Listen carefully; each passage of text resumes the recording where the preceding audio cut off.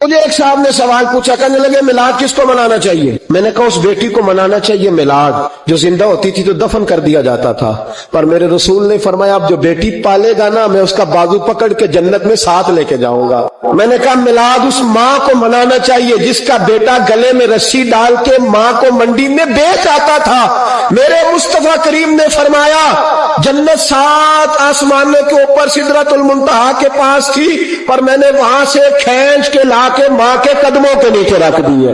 میلاد اس باپ کو منانا چاہیے جس کی اولاد ڈنڈوں سے مارتی تھی، پر رسول کریم علیہ السلام نے فرمایا سن لو سن لو سن لو، اب جس کا ابا راضی ہوگا اسی کا اللہ راضی ہوگا۔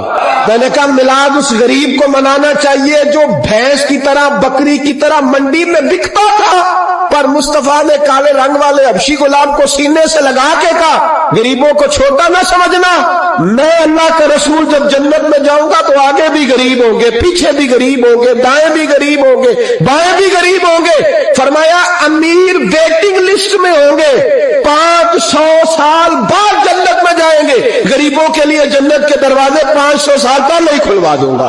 اسے منانا چاہیے، میلاد منانا چاہیے۔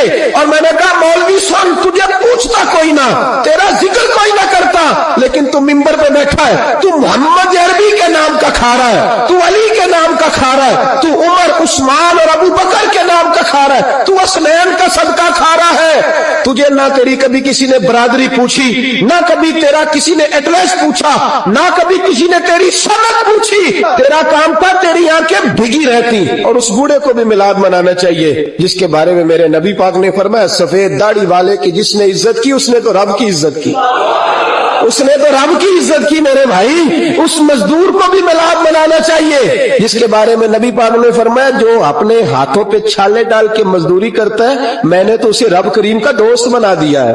ہر اس طبقے کو میلاد منانا چاہیے جسے میرے رسول نے عزت عطا فرمائی۔ اس بہن کو بھی میلاد منانا چاہیے جس کے بارے میں نبی پاک نے فرمایا اگر کسی کا باپ چلا جائے اور اس کے حصے میں بہنیں آ جائیں، 3 بہنیں یا 2 بہنیں بیاہ کے جو آیا تپے سے، میرے محبوب نے فرمایا میری انگلیاں جڑی ہوئی ہیں نا اس طرح میں اسے اپنے ساتھ جوڑ کے جنت میں لے کے جاؤں گا۔ اس بہن کو میلاد نہیں منانا چاہیے۔ میرے رسول پاک نے فرمایا جس کی بیٹی واپس آ جائے، طلاق ہو گئی یا بیوہ ہو گئی، واپس آ گئی، نام بچ سکی واپس آ گئی، فرمایا واپس آنے والی بیٹی کی جو باپ خدمت کرے گا میرے رسول پاک فرماتے ہیں میں قیامت میں اس کا سفارشی بنوں۔